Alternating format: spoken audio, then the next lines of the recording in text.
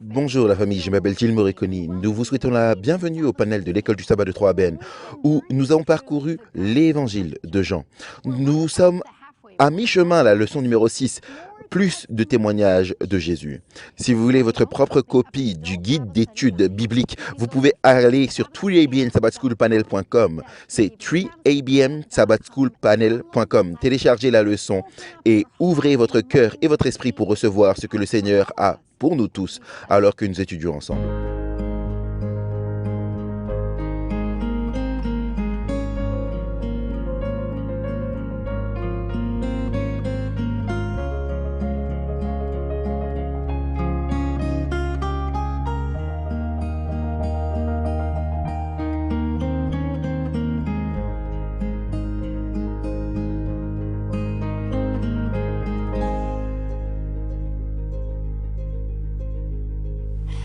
Bonjour la famille de Trabian, je m'appelle Gilles Moriconi et nous vous souhaitons la bienvenue dans un autre panel de l'école du sabbat de 3ABN. Nous sommes dans mon évangile préféré, l'évangile de Jean.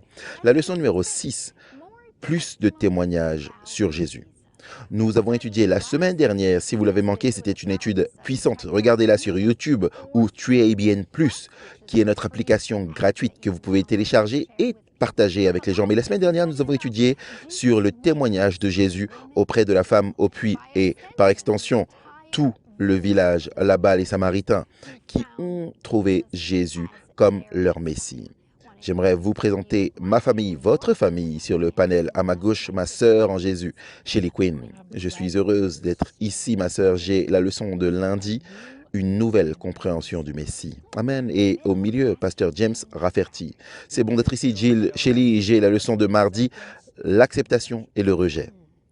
À côté du pasteur James, le professeur Daniel Perrine. Oui, je suis enthousiasmé par la leçon de mercredi, le témoin du Père. Amen. Enfin, et non des moindres, le pasteur John Denze. Merci, j'ai la leçon de jeudi, c'est une bénédiction d'être ici et le titre c'est le témoignage de la foule. Avant d'aller plus loin, nous voulons aller vers le Seigneur dans la prière. Pasteur James, veux-tu prier pour nous? Oui, prions. Père, nous voulons simplement te remercier pour ta parole, pour le don promis du Saint-Esprit, pour guider nos cœurs, nos esprits, pour guider le cœur et l'esprit de chacun de nos téléspectateurs. Nous demandons que ce don soit déversé sur nous alors que nous étudions ensemble. Au nom de Jésus. Amen. Dans l'évangile de Jean, nous découvrons que Jésus proclame qui il est. Parfois, il dit des choses assez étonnantes aux gens de cette époque sur lui-même, qui il est, qui il a envoyé, d'où il vient. En fait, si vous lisez l'évangile de Jean, chapitre 7, verset 15, il est dit que les Juifs étaient étonnés, disant « Comment cet homme connaît-il les lettres, n'ayant jamais étudié ?» Ils ont été étonnés de ce qu'il enseignait et de la façon dont il enseignait. Les pharisiens ont envoyé des officiers pour arrêter Jésus. Et les officiers ont échoué dans leur mission. Puis, les pharisiens ont dit « Mais attendez une minute, pourquoi vous n'avez pas arrêté Jésus ?» Et qu'est-ce qu'ils ont dit dans Jean 7, 46 ? Les officiers ont répondu « Personne n'a jamais parlé comme cet homme. » Mais nous découvrons dans l'évangile de Jean que Jésus ne fait pas que parler d'une certaine manière. Il vit en plus d'une certaine manière. Les signes, les miracles qui ont été accomplis à travers son ministère terrestre témoignent de qui il était. Nous le voyons dans Jean 7, 31. Lorsque le Christ viendra, fera-t-il plus de signes que cet homme n'en a déjà fait? Alors Jésus a non seulement parlé, mais a également agi, pour ainsi dire. Notre texte à mémoriser, c'est Jean 12, verset 32.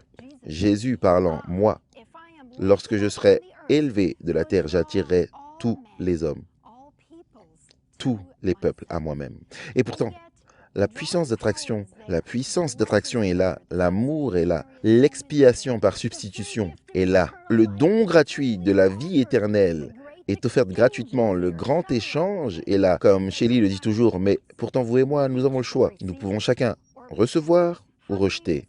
Comment répondons-nous à cela? La semaine dernière, lorsque nous avons étudié la femme au puits, elle a répondu positivement, n'est-ce pas? Et tous les Samaritains sont venus et ont choisi d'accepter Jésus. Nous allons étudier cette semaine.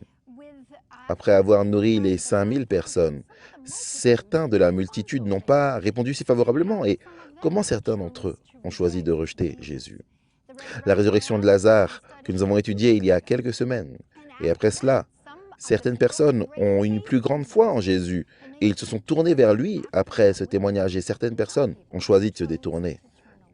Cette semaine, nous regardons les témoignages de qui est Jésus. Nous commençons avec Jean-Baptiste. Chélie et moi parlons cela et ensuite on va à la réponse du peuple après avoir nourri les 5000, le témoignage du Père et le témoignage de la foule. Dimanche, ça a un très long titre, mais je vais vous le lire. L'humilité de l'âme. Jean-Baptiste témoigne à nouveau. Ce que nous regardons vraiment, c'est le témoignage de Jean-Baptiste et son humilité dans ce témoignage. Pour cette étude, nous passons au chapitre 3 de Jean. Donc regardez, allez avec moi dans Jean chapitre 3. Ce sont les derniers enregistrements des paroles de Jean-Baptiste dans l'évangile de Jean. Et alors que je vous conduis à cela, je vais vous donner une réponse en 5 volets de Jean-Baptiste. Et je crois que c'est la réponse que nous devrions avoir en tant que chrétiens aujourd'hui. La réponse qu'il a eue, cette réponse en 5 volets, devrait être la même réponse que nous manifestons aujourd'hui. Mais regardez ce qui a causé la jalousie ou l'animosité. Nous sommes au verset 22 dans Jean 3, 22. Jésus et les disciples viennent au pays de Judée et ils restent avec eux et baptisaient. On pourrait se dire, mais attends une minute, est-ce que Jésus baptisait? Il suffit d'aller dans Jean chapitre 4 pour découvrir qu'il est dit très clairement que Jésus ne baptisait pas, mais ses disciples baptisaient. Verset 23. Jean baptisait également à Anan, près de Salem, parce qu'il y avait beaucoup d'eau là-bas. Et ils sont venus et ils se sont fait baptiser, car Jean n'avait pas encore été jeté en prison. Donc cela fait plusieurs mois qui sont passés depuis que Jean a baptisé Jésus dans le Jourdain, et Jean continue toujours son ministère de baptême. Cet appel, ce baptême de repentance.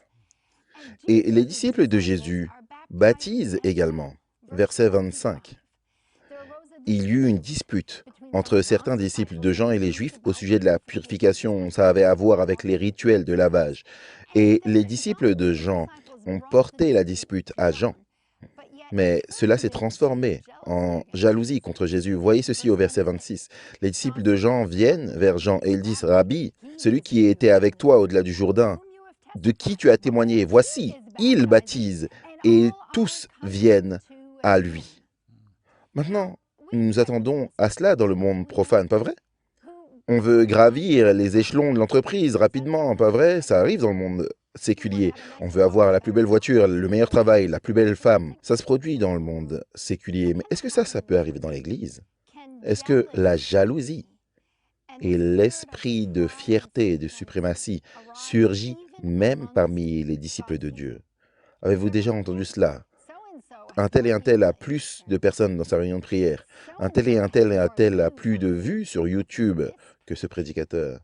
Plus de personnes aiment ce chanteur ou ce professeur de Bible. Est-ce que vous avez déjà fait l'expérience de cela? Est-ce que vous avez déjà vu la jalousie et la fierté, l'amour de la suprématie surgir même dans l'œuvre de Dieu? Eh bien, ça s'est produit à l'époque de Jésus et c'est ce qui se passe en ce moment-là. Les disciples de Jean sont bouleversés parce que Jésus gagne plus de popularité. Regardons la réponse de Jean, ça c'est sa quintuple réponse. Et je crois qu'elle devrait être notre réponse également. Numéro 1, tout ce que j'ai vient de Dieu. Sa première réponse, tout ce que j'ai vient de Dieu. Vous voyez ça dans Jean 3, 28. Jean répond et dit, un homme ne peut rien recevoir à moins que cela ne lui ait donné du ciel. En d'autres termes, ce n'était pas à Jean en premier lieu. Ce n'était pas à lui de gagner, ni à lui de garder. Ça a été donné par Dieu au-dessus. Dieu a donné à Jean sa mission. Dieu a également donné à Jésus sa mission. Ils travaillaient simplement à ce que Dieu les avait appelés à faire. Tout ce que vous et moi avons vient de Dieu. Numéro 2, ce n'est pas mon rôle. Verset 28. Vous-même m'avez rendu témoignage que j'ai dit, je ne suis pas le Christ, ce n'est pas mon rôle, je ne suis pas Jésus, je ne suis pas le Christ, je ne suis pas le Messie, mais j'ai été envoyé devant lui. Jean a clairement compris quel était son rôle. Dans Jean 1, 29, il avait appelé Jésus, voici l'agneau de Dieu qui ôte le péché du monde. Numéro 3, j'éprouverai de la joie dans le succès des autres. Ça, c'est au verset 29. Celui qui à la mariée et le marié. Mais l'ami du marié se tient debout et l'entend, et se réjouit grandement à cause de la voix de la mariée. Ainsi, ma joie s'accomplit maintenant. C'est une illustration. C'est qui l'époux? Nul autre que le Seigneur Jésus. Et c'est qui l'épouse? C'est son peuple, l'Église. Donc ce mariage, pour ainsi dire, a lieu. Jésus est venu pour son peuple. Et qui est l'ami du marié? Nous l'appellerions, dans le langage d'aujourd'hui, c'est le témoin. Et Jean-Baptiste, pour ainsi dire, c'était le témoin qui aide à faciliter le mariage. Mais sa joie est dans le mariage, parce que le marié, qui est Jésus, épouse la mariée. Il sait que son rôle n'est pas de partir en lune de miel, son rôle n'est pas de vivre avec la mariée et le marié pour toujours, non. Il facilite le mariage et puis eux avancent. Ils éprouvent de la joie dans le succès des autres. Maintenant, allons dans Jean 3, verset 30. Je ferai en sorte que les autres soient vus, reconnus et récompensés. Qu'est-ce qu'il dit dans Jean 3, 30? Et il doit augmenter. Ça signifie que Jésus doit augmenter, mais moi, je dois diminuer. Je serai heureux là où Dieu m'a placé, en faisant ce que Dieu m'a donné à faire. Vous voyez le rôle du témoin lorsque son rôle est accompli. Le témoin, lui, il doit s'en aller, parce que c'est le but d'être le témoin. Et le marié et la mariée passent l'éternité ensemble. Le témoin ne part jamais avec la mariée, ce n'est pas le but. Il y aurait un problème si ça avait lieu. Ça, c'est la vraie humilité. Il doit augmenter, mais moi, je dois diminuer. Je n'ai pas besoin que quiconque sache que j'ai travaillé sur ce projet. Je n'ai pas besoin que quiconque applaudisse pour mon dur labeur. Je n'ai pas besoin que quiconque reconnaisse le nombre d'études bibliques que j'ai données, le nombre de sermons que j'ai prêchés, le nombre de personnes que j'ai baptisées, le nombre de personnes que j'ai conduites à Christ. Parlons des autres. Élevons Jésus. Parlons de Jésus et élevons-le et qui il est. Et numéro 5, je reconnais ma place et ma position. Vous voyez cela au verset 31. Jean reconnaît qui est Jésus et quelle est sa position. Et par contraste, il reconnaît qui il est lui et quelle est sa position. Il dit, je ne suis pas dans la même catégorie que Jésus, il le sait. Jean 3, 31, celui qui vient d'en haut est au-dessus de tous, ce serait Jésus. Jésus est venu d'en haut et il est au-dessus de tous.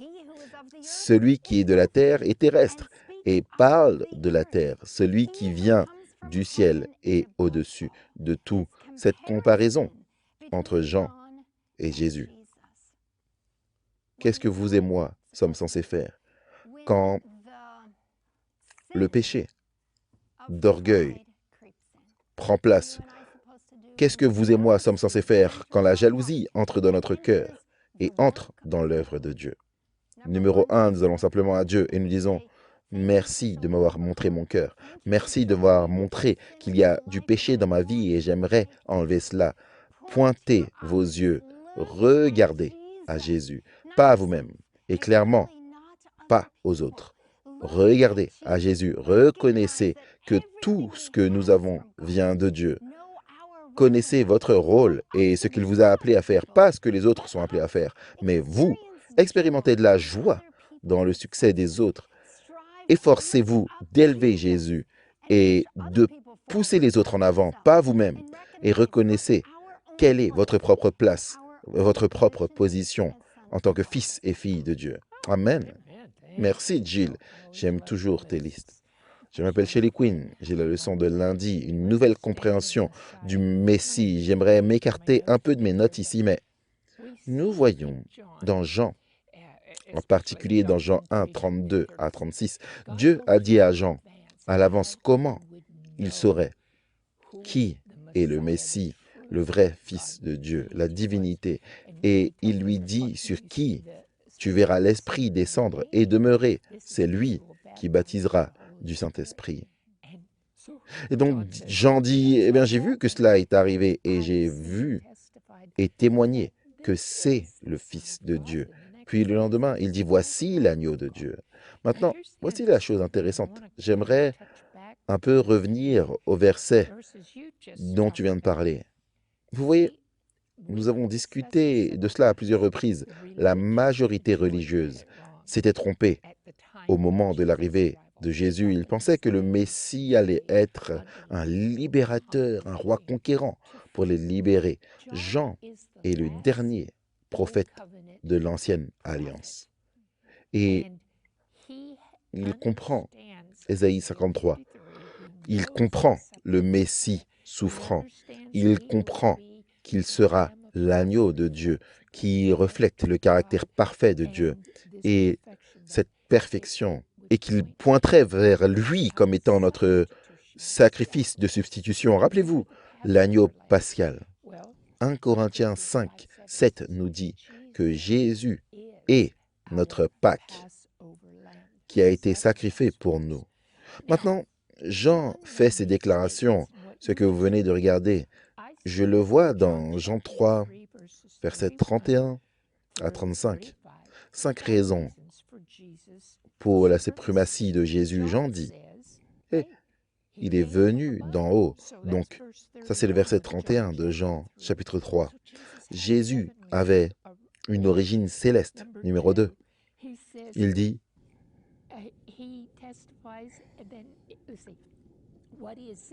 il témoigne de ce qu'il a vu et entendu, et personne ne reçoit son témoignage.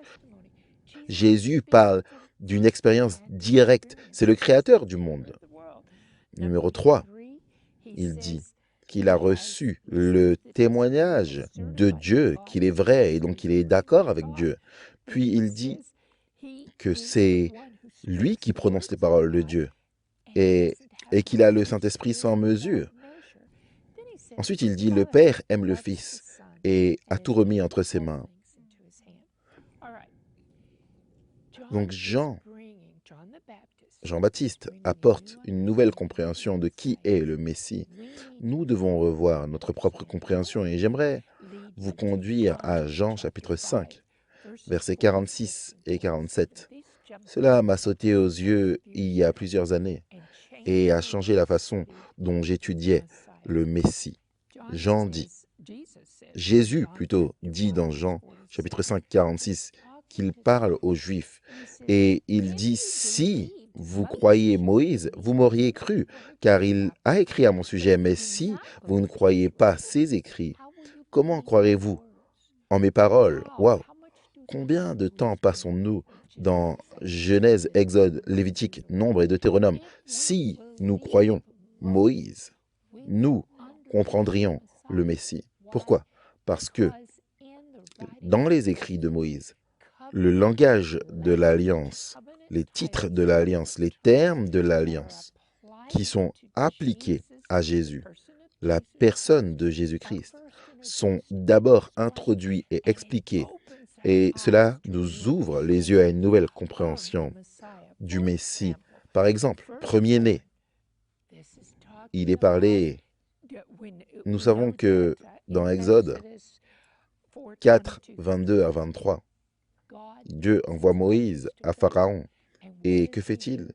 Il dit, vous allez dire à Pharaon qu'Israël est mon fils, mon premier-né. Donc nous avons deux mots ici qui sont le langage de l'alliance. Le premier-né.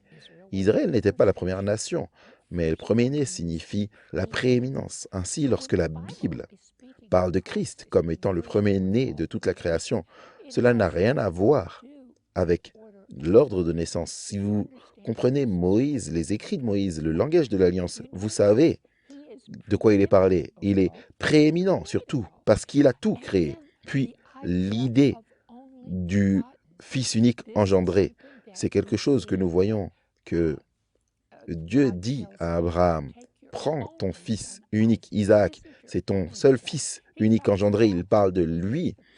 Il était le père, en Deutéronome, il était le père qui a engendré Israël. Donc engendré signifie choisi dans le but d'une alliance. Nous voyons l'idée du seul engendré. C'est l'unique, c'est une personne comme Isaac qui a été appelé le fils unique engendré de Dieu. C'est parce qu'il a été choisi de manière unique pour produire la semence de l'alliance et il était l'héritier de toutes les bénédictions de l'alliance de Dieu. Isaac était le deuxième-né d'Abraham. Il n'était pas le premier-né, mais il est considéré comme le premier-né dans le langage de l'alliance. Maintenant, fils de Dieu, ça c'est le langage de l'alliance. Dieu a appelé Israël son fils. Le premier Adam a été appelé fils de Dieu. Nous voyons cela dans Luc 3, 38. Et le deuxième Adam est également appelé fils de Dieu. Fils de Dieu est un titre qui est donné aux êtres humains qui marchent dans une relation d'alliance avec Dieu. Et quand nous pensons à Israël, c'est un terme d'alliance. Même nous voyons cela dans Genèse. Israël, Jacob a été renommé. On lui a donné un nom d'alliance, Israël, après qu'il ait lutté avec Dieu. Mais le point est celui-ci, parce que je n'aimerais pas manquer cela. Fils de Dieu, c'est un titre d'alliance qui prouve la divinité de Jésus.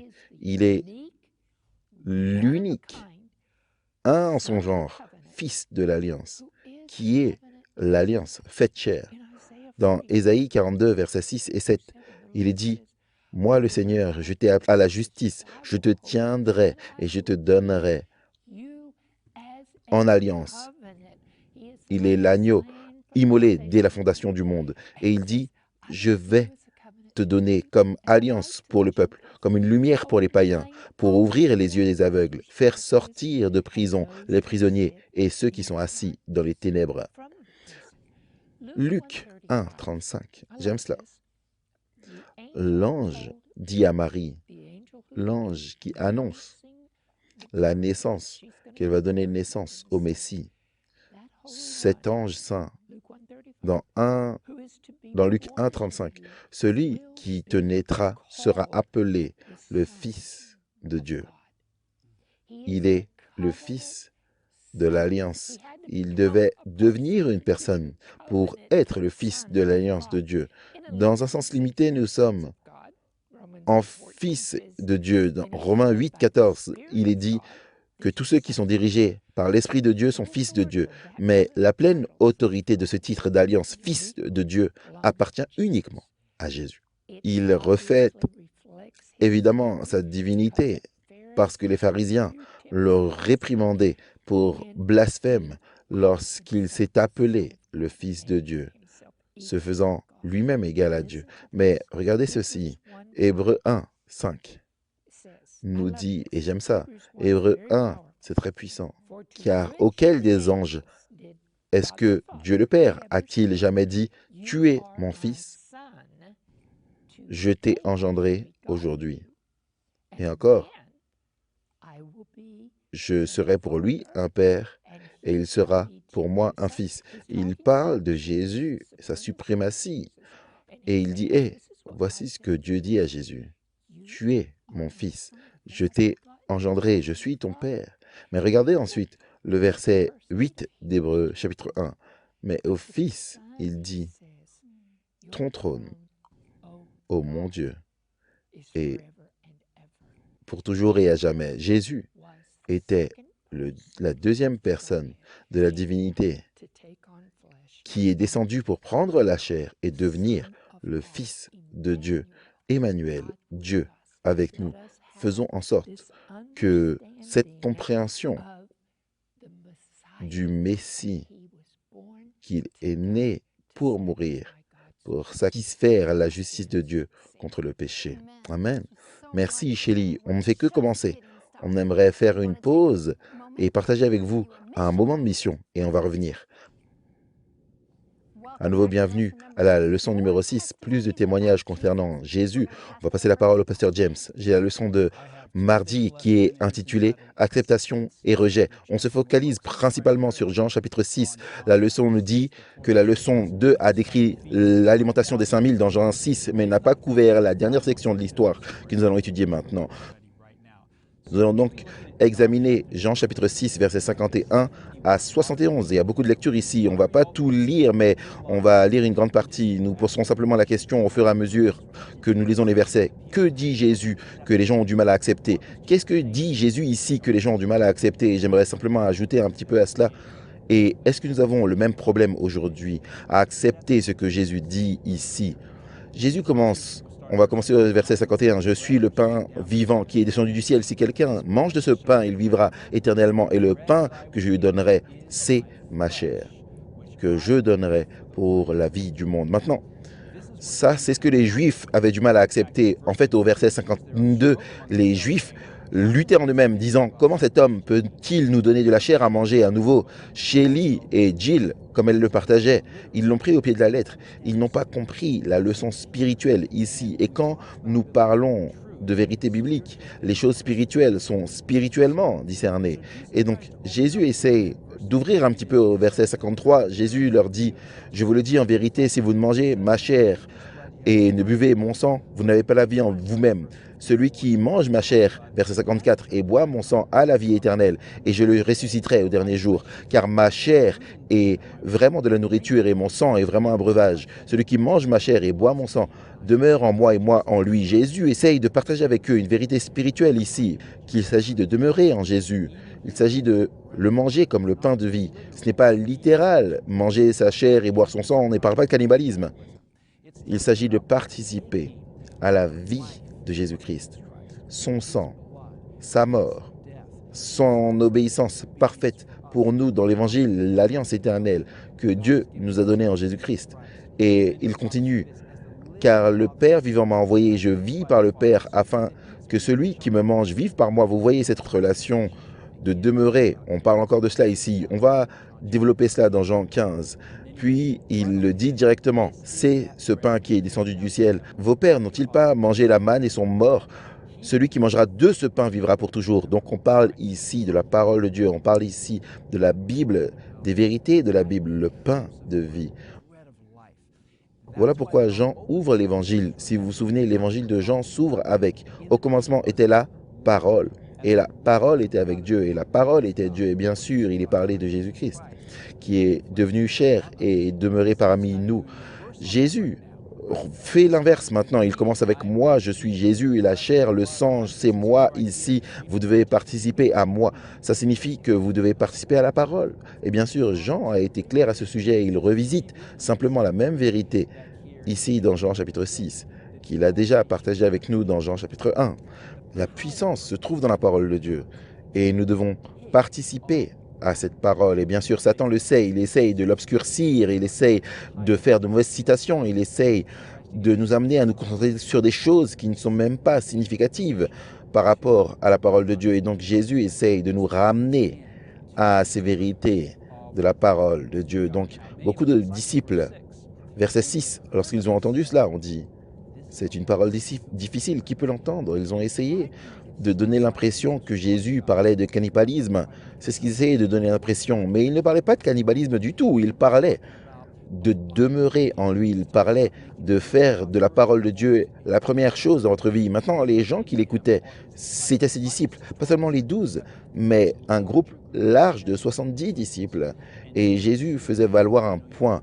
Vous avez chassé des démons, vous avez fait de nombreuses œuvres merveilleuses, vous envoyez d'endroit en endroit, vous avez part au ministère ici, il y a beaucoup de gens qui sont impliqués dans le ministère, mais il y a quelque chose qui manque à votre expérience. Vous devez accepter le fait que vous devez demeurer en moi, participer à moi si vous voulez que cela soit réel. Toutes ces autres choses sont bonnes. Si vous voulez une vraie expérience avec moi, vous devez aller plus loin. Et dans un sens, Jésus amène un test à ses disciples, à ceux qui le suivent, à ses 82 disciples, 70 plus 12. Jésus va apporter un test similaire à l'Église de Dieu en ces derniers jours. Maintenant, le test que Jésus apporte à ses disciples à ce point, c'était le test de la participation à la parole de Dieu. La participation au sang et à la chair littérale de Jésus, non, mais la participation au pain de vie, la parole de Dieu qui soutient notre vie spirituelle. Et c'est plutôt intéressant pour moi de voir ce qui se passe dans le verset 66 de Jean 6. Jean 6, verset 66. Il est dit à cette époque, beaucoup de ses disciples s'en sont allés et n'ont plus marché avec lui. Dans Jean 6, 66, nous donne un peu une clé qui déverrouille le mystère d'Apocalypse 13 et le 666, parce que la clé dans ces versets, c'est la même clé que nous allons expérimenter dans Apocalypse chapitre 13. Vous allez avoir des disciples de Christ qui vont être testés pour savoir s'ils suivent vraiment la parole de Dieu et s'ils participent à cette parole ou s'ils suivent réellement l'homme. Et nous allons voir cela maintenant en relation avec Christ. Christ se rend compte que ces 70 disciples suivent réellement l'homme. C'est la compréhension humaine du Messie, comment le Messie allait venir, qu'est-ce qu'il allait faire quand il viendrait, comment il allait établir son royaume et les libérer des Romains. Et Jésus essaie de rejeter complètement cela et les mettre sur la bonne voie.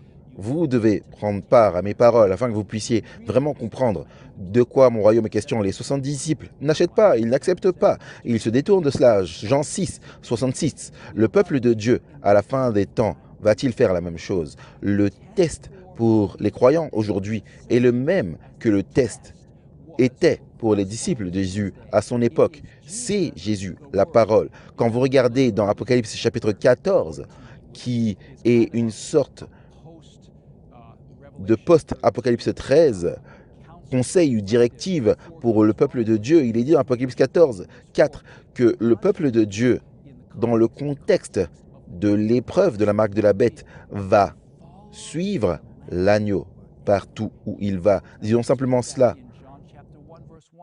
Dans le langage de Jean chapitre 1, verset 1, ils vont suivre la parole de Dieu partout où elle les conduit. Tout ce que dit la parole de Dieu, c'est ce qu'ils vont faire. Ça, c'était mon témoignage. Quand je suis devenu chrétien, je n'étais pas adventiste. J'essayais de faire sortir ma sœur de l'église.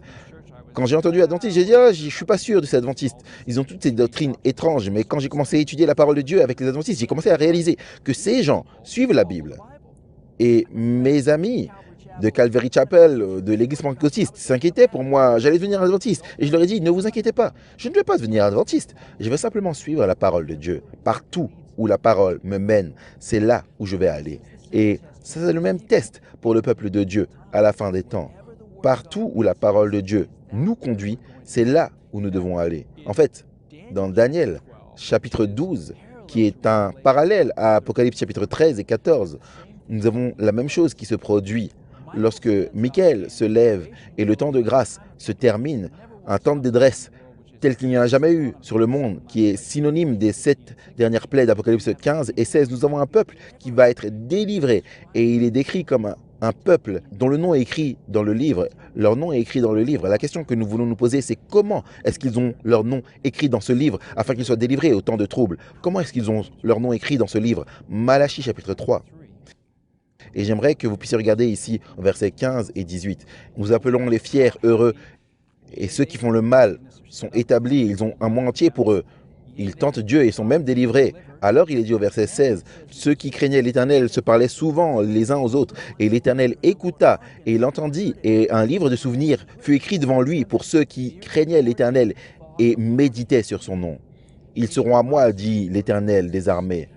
En ce jour-là, verset 17, quand je compenserai mes joyaux, j'épargnerai comme un homme épargne son propre fils. C'est un lien direct avec Daniel chapitre 12, verset 1. Alors vous reviendrez et discernerez entre les justes et les méchants, entre ceux qui servent Dieu et ceux qui ne le servent pas. Ça s'est produit dans Jean chapitre 6.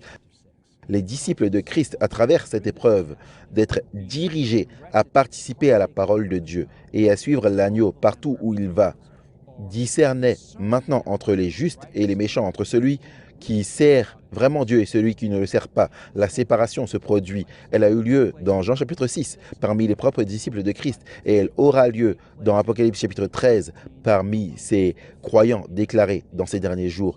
La différence va être que ceux qui participent à la parole de Dieu et qui suivent cette parole partout où elle les conduit, c'est-à-dire suivent Jésus-Christ partout où il les conduit. Et c'est l'appel que Dieu a pour chacun d'entre nous dans Jean chapitre 6 aujourd'hui. Assurez-vous de participer à la chair et au sang de Jésus, c'est-à-dire le pain de vie, la parole de Dieu, et suivez-la partout où elle vous mène. Amen. Quelle bénédiction. Suivez l'agneau, suivez la parole. Et c'était magnifique. Je suis Daniel Perrine et j'ai la leçon de mercredi qui est témoins du Père. Vous pouvez aller dans Jean 8 dans votre Bible parce que c'est là où nous allons être dans quelques instants. Mais comme Jill l'a mentionné plus tôt, Jésus a fait beaucoup de déclarations sur son identité et son autorité. Nous n'allons pas tout revoir ici. Mais comment pourrions-nous savoir si Jésus ou quelqu'un qui a affirmé ce qu'il a affirmé, est-ce qu'ils disent la vérité? Eh bien, nous avons besoin de preuves, de témoignages, nous avons besoin de témoins. La question c'est, le témoignage de qui voulez-vous entendre? En d'autres termes, à qui faites-vous confiance? Ou qui est digne de confiance?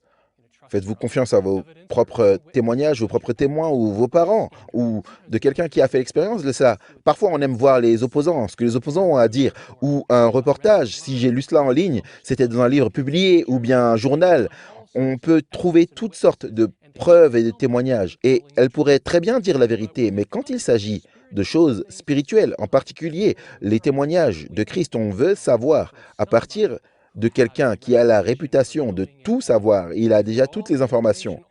Donc pour moi personnellement, il y a certaines personnes dont les opinions comptent plus pour moi que d'autres. Je sais que c'est probablement vrai pour vous également dans les choses spirituelles et en toutes choses. Je fais confiance au témoignage du Père. Quand il s'agit de est-ce que je suis agréable ou pas, je veux savoir si je plais au Père.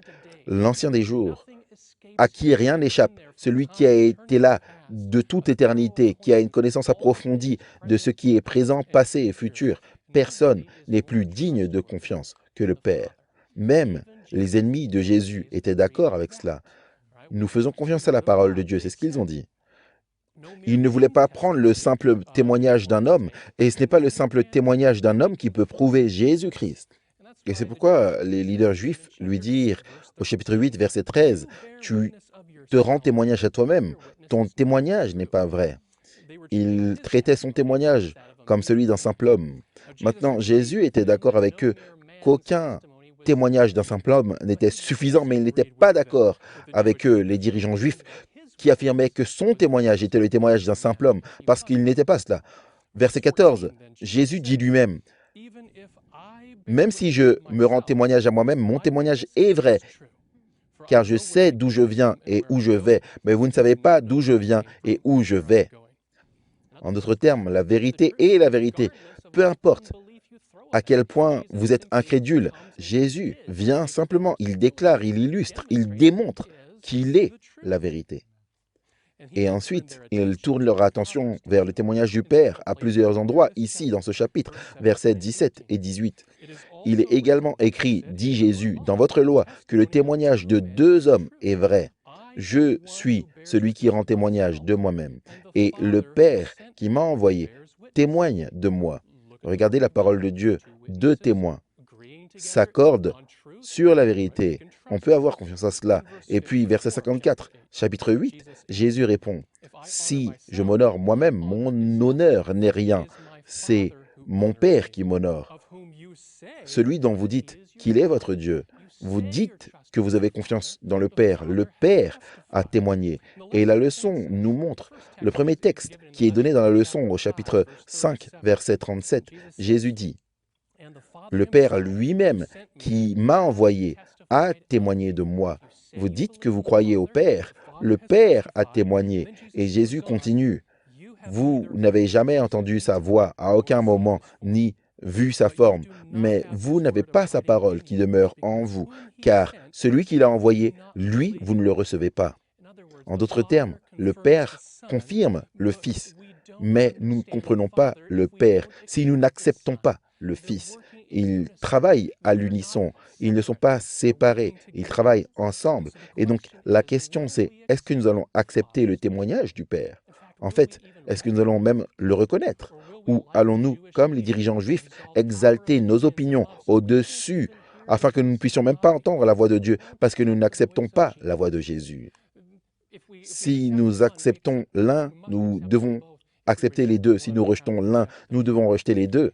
Et donc, derrière chaque lutte de croyance et de foi, il y a vraiment une lutte pour faire confiance au Père. C'est toute l'histoire de la grande controverse.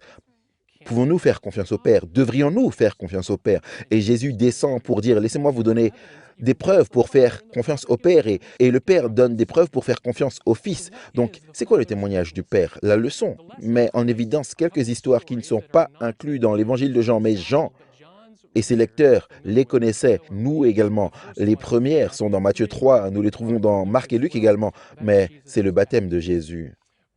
Dans Matthieu, il est décrit, Matthieu 3, 17, une voix est venue du ciel disant, celui-ci est mon fils bien-aimé, en qui j'ai mis toute mon affection. Jésus déverse sa prière au ciel et dans Jésus-Christ à la page 111, il est dit que Jésus demande le témoignage que Dieu accepte l'humanité dans la personne de son Fils. Il est dit que même les anges écoutaient une prière comme aucune qu'ils n'avaient jamais entendue et ils voulaient apporter une confirmation à Jésus. Mais le Père lui-même répondra à la demande de son Fils.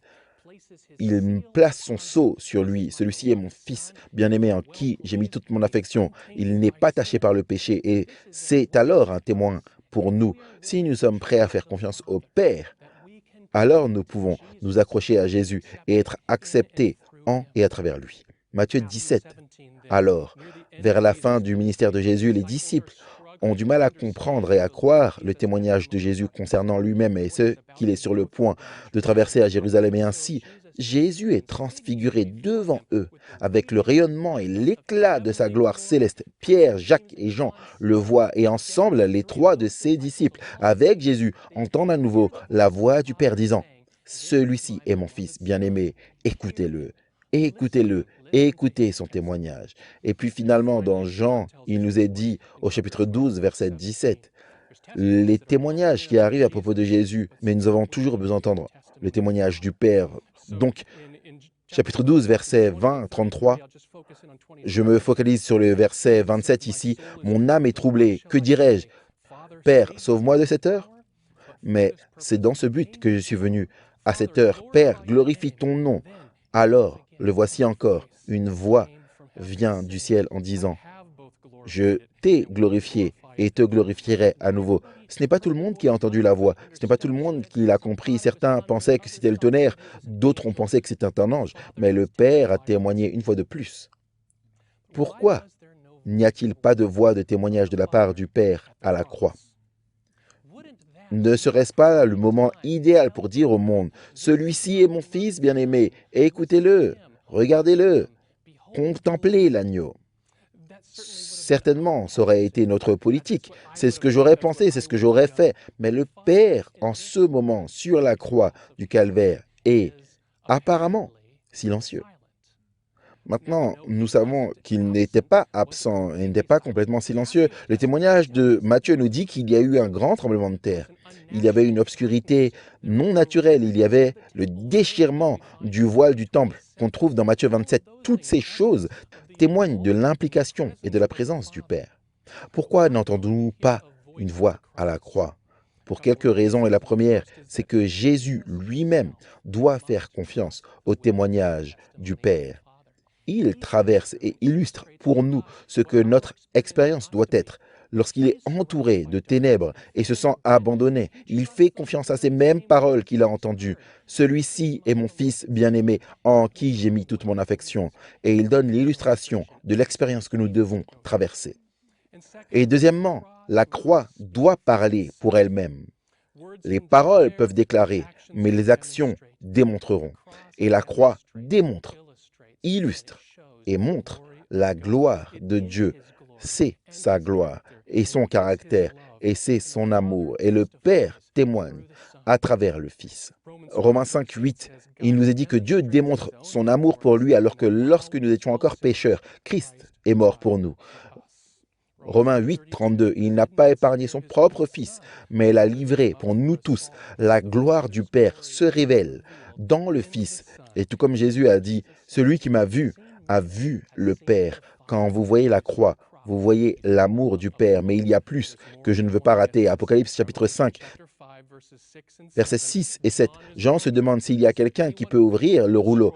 Et puis, il entend que le lion de la tribu de Juda, il voit qu'un agneau est comme immolé. Au verset 7, puis cet agneau, ce lion, vient et il prend Le rouleau de la main droite de celui qui est assis sur le trône, c'est le témoignage du Père, que son sacrifice avait été accepté et que le plan du salut se déroulait exactement comme il avait été prévu depuis l'éternité passée. Le Père témoigne du Fils. Amen. Amen. Dieu soit loué. Dieu soit loué. Quelle heure cette leçon de l'école du sabbat. Amen, amen, amen. Nous sommes maintenant à la portion de jeudi de la leçon et le titre, c'est le témoignage de la foule. Je m'appelle John Denzi et je vous invite à me rejoindre dans cette partie de l'étude. Et cela nous amène avec cette question. Lorsque Jésus a parlé aux Juifs assistant à la fête des tabernacles, quelle était la réponse de beaucoup dans la foule? Nous parlons de la foule et du témoignage de la foule. Jean chapitre 7, versets 37 à 53. Nous lisons d'abord 37 et 38. Le dernier jour, le grand jour de la fête, Jésus se leva et s'écria en disant, « Si quelqu'un a soif, qu'il vienne à moi et qu'il boive. Celui qui croit en moi, comme l'Écriture l'a dit, de son cœur couleront des rivières d'eau vive. » Un message puissant de Jésus. La foule a entendu ceci. Maintenant, c'est intéressant. Quand ce dernier jour de la fête, quelque chose se soit passé à cette période de la fête des tabernacles, et je vous lis, en fait, dans le commentaire adventiste du 7e jour, concernant cette partie, il est dit, cette parole de Jésus fait sans aucun doute référence à la cérémonie de libation. C'est une offrande menée pendant les 7 jours de la fête. La Mishnah décrit la cérémonie ainsi. Un flagon en or tenant 3 bûches était rempli du Silom, la rivière de Silon, la source du Silon. Quand ils arrivaient aux eaux, ils faisaient ressentir le tekia. C'était un long souffle, un teroua, une note trémolo, et encore une fois, un tekia, un long souffle. Le prêtre alors allait à l'autel et se tournait vers sa gauche où il y avait 2 arcs d'argent. Celui à l'ouest était pour l'eau et celui à l'est pour le vin. Et ça, c'est dans le Talmud à la page 226. Et donc, cela avait lieu et Jésus fait cette déclaration. Je vais la relire dans Jean 7, 37 et 38. Le dernier jour, le grand jour de la fête, Jésus se leva et s'écria en disant, « Si quelqu'un a soif, qu'il vienne à moi et boive. Celui qui croit en moi, comme l'Écriture l'a dit, de son cœur s'écouleront des rivières d'eau vive. » De quoi Jésus parle ici? La réponse se trouve dans le verset suivant, Jean 7, 39. Mais il a dit cela concernant l'Esprit, que ceux qui croient en lui recevraient. Car le Saint-Esprit n'avait pas encore été donné, parce que Jésus n'était pas encore glorifié. Alors, Jésus a fait cette déclaration. Et regardez ce qui est dit dans Ésaïe chapitre 44, versets 2 et 3. « Ainsi parle le Seigneur, qui vous a fait et vous a formé dès le sein maternel, qui vous aidera.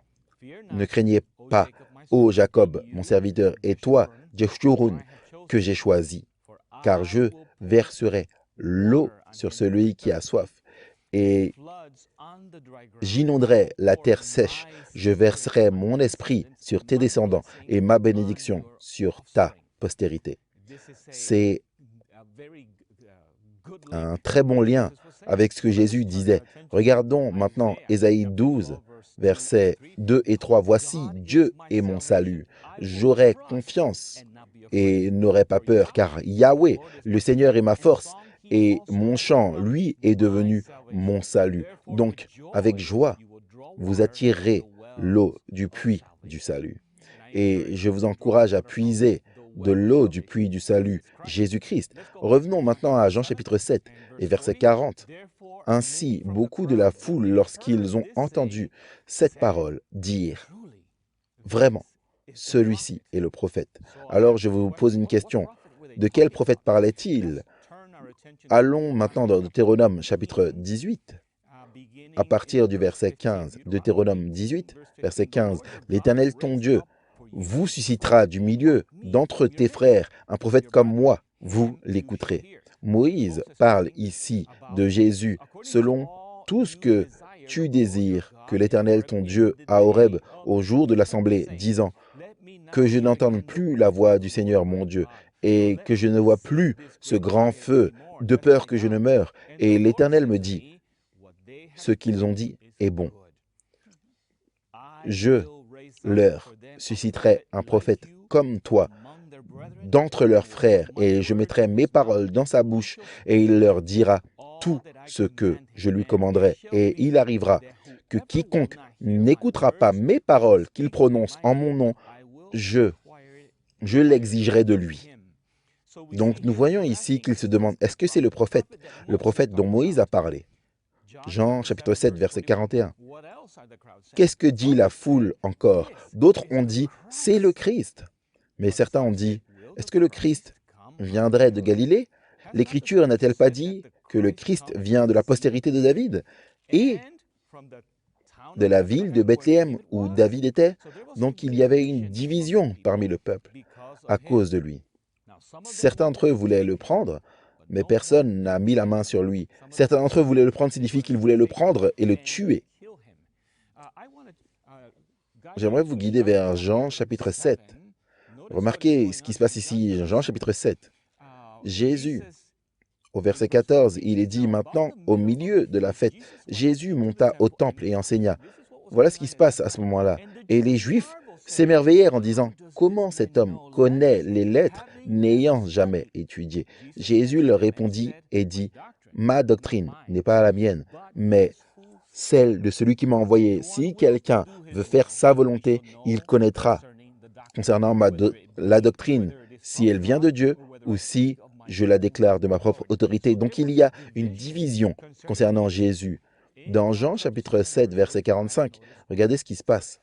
Alors les officiers sont venus vers le grand prêtre et les pharisiens qui leur ont dit, « Pourquoi ne l'avez-vous pas arrêté, amené ?» Les officiers ont répondu que personne n'a jamais parlé comme cet homme. Donc les gens entendaient Jésus et les gens étaient touchés par Jésus. Ils savaient que ce n'était pas juste une personne normale. Jésus apportait des paroles de vie et les gens se posaient des questions. « Oh oui, c'est le prophète. Est-ce que ça pourrait être le Christ ?» Et donc, il y avait une grande discussion parmi le peuple. Les scribes et les pharisiens devenaient nerveux. Jean chapitre 7, verset 50, nous dit maintenant, Nicodème, qui est venu vers Jésus de nuit, l'un d'eux leur dit, « Est-ce que notre loi juge un homme avant de l'avoir entendu et de savoir ce qu'il fait ?» Ils lui répondirent et lui dirent, « Es-tu aussi de Galilée? Cherche et tu verras qu'aucun prophète ne surgit de Galilée. » Et chacun s'en retourna à sa maison. Donc, au bon moment, Nicodème était là. Et je peux vous dire que Dieu a son peuple partout. Et au bon moment, il parle sous l'influence du Saint-Esprit pour influencer les comités, pour influencer les nations, les gouvernements, pour leur dire la bonne chose à faire. Et c'est une voix dans la foule qui déclare les paroles de Dieu au peuple afin que la bonne décision soit prise pour le bénéfice du peuple de Dieu. Je vous lis à partir de la leçon. Elle dit, même les officiers qui devaient procéder à l'arrestation ont été retenus par lui à cause de l'éloquence de ses paroles. Les pharisiens ont répondu aux officiers avec d'autres questions. Est-ce que l'un des dirigeants ou des pharisiens a cru en lui? Jean 7, 48. Cette question des pharisiens a donné de nouveau à Jean l'occasion de parler de Nicodème, qui, après avoir eu sa rencontre avec Jésus, cherchait à protéger Jésus de leurs machinations. Notre loi juge-t-elle un homme avant de l'entendre et de savoir ce qu'il fait? La leçon soulève également cette question. Est-ce que Nicodème a-t-il déjà accepté Jésus comme le Messie? Bien que cette scène ne prouve pas qu'il l'ait fait entre cet acte et ce qu'il a fait après la mort de Jésus, vous pouvez voir Jean 19, 39 à 40, la Bible nous donne des preuves solides que Nicodème est arrivé à la foi en Jésus. Et donc la réponse à leur question était oui. En fait, l'un des pharisiens croyait en lui, après tout. Il ne voulait pas, Nicodème, se manifester ouvertement pour l'instant. Mais le moment est venu où il l'a fait et des graines ont été semées, même parmi les prêtres. et les scribes et les pharisiens. Remarquez ce que nous avons dans Actes chapitre 6 et verset 7. Et la parole de Dieu a augmenté. Et le nombre de disciples a considérablement augmenté à Jérusalem. Et une grande troupe de prêtres obéissait à la foi. Et des graines étaient plantées et des décisions ont été prises pour Jésus. Et finalement, Dieu a béni son saint nom. Amen. Merci, Pasteur Johnny, Daniel, Pasteur James, Shelly. Quelle étude incroyable. Alors que nous avons examiné plus de témoignages sur Jésus, j'aimerais vous donner chacun un moment pour partager une pensée finale. J'aimerais simplement lire un commentaire qui vient de la leçon de lundi et qui dit « La connaissance que Jésus est le Christ vient de Dieu lui-même. Par le pouvoir de conviction du Saint-Esprit, ce thème apparaît fréquemment dans Jean. Le salut ne vient pas de la philosophie du monde, de la science ou de l'enseignement spirituel. Il ne vient que de Dieu, à un cœur abandonné dans la foi et obéissant à Jésus. Amen. Une autre pensée finale ici dans Jean chapitre 6 et le verset 63. Jésus, clarifiant ce qu'il voulait dire quand il a dit « Mangez ma chair, buvez mon sang ». C'est l'esprit qui vivifie, la chair ne sert de rien. Les paroles que je vous ai dites sont esprit et vie. Par rapport au témoignage du Père, le Jésus-Christ à la page 790 nous donne cette incroyable promesse. Jésus a refusé de recevoir l'hommage de son peuple jusqu'à ce qu'il ait l'assurance que son sacrifice ait été accepté par le Père. Il est monté dans les cours célestes et de Dieu lui-même a entendu que son expiation pour les péchés des hommes avait été suffisante et que par son sang, tous pourraient gagner la vie éternelle. Amen. Dieu soit loué. Vous savez, nous avons la foule qui disait « Est-ce que c'est un prophète? Est-ce que c'est le Christ ?» Dans la foule, les gens entendaient ces choses. Et aujourd'hui, nous avons besoin de témoins dans la foule, qu'ils soient à l'école, qu'ils soient dans le quartier, qu'ils soient au travail. Nous avons besoin de témoins pour Jésus, afin que vous puissiez planter des graines pour Jésus-Christ et qui porteront du fruit à la gloire de Dieu. Amen, car Dieu a tant aimé le monde qu'il a donné son Fils unique, afin que quiconque croit en lui ne périsse point, mais qu'il ait la vie éternelle. C'est l'appel qui a été lancé dans l'évangile de Jean. C'est l'appel qui s'étend à travers les âges, à vous et moi, de prendre une décision et d'accepter le don du sang de Christ sur la croix, son sacrifice, sa mort substitutive à ma place, afin que vous et moi puissions avoir le don de la vie éternelle. Alors, tendez la main et acceptez-le par la foi aujourd'hui. Rejoignez-nous la semaine prochaine, la leçon numéro 7. Bienheureux sont ceux qui croient. Nous allons regarder davantage à ceux qui témoignent de l'identité de Jésus. Rejoignez-nous et sachez que nous vous aimons et que nous prions pour vous.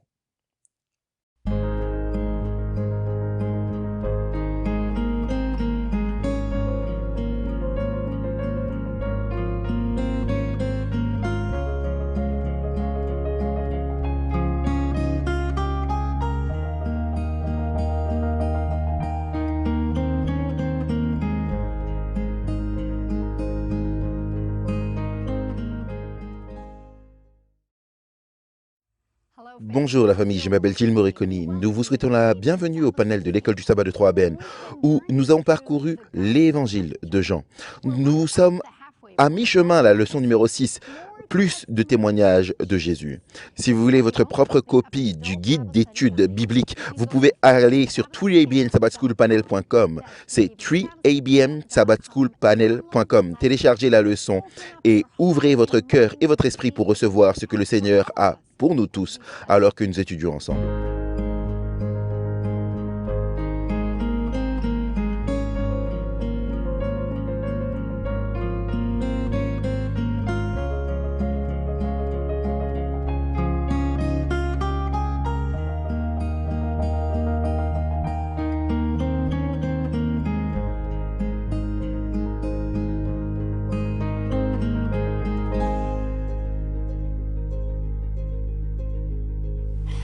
Bonjour la famille de 3ABN, je m'appelle Gilles Moriconi et nous vous souhaitons la bienvenue dans un autre panel de l'école du sabbat de 3ABN. Nous sommes dans mon évangile préféré, l'évangile de Jean.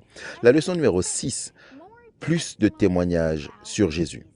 Nous avons étudié la semaine dernière, si vous l'avez manqué, c'était une étude puissante. Regardez-la sur YouTube ou 3ABN+, qui est notre application gratuite que vous pouvez télécharger et partager avec les gens. Mais la semaine dernière, nous avons étudié sur le témoignage de Jésus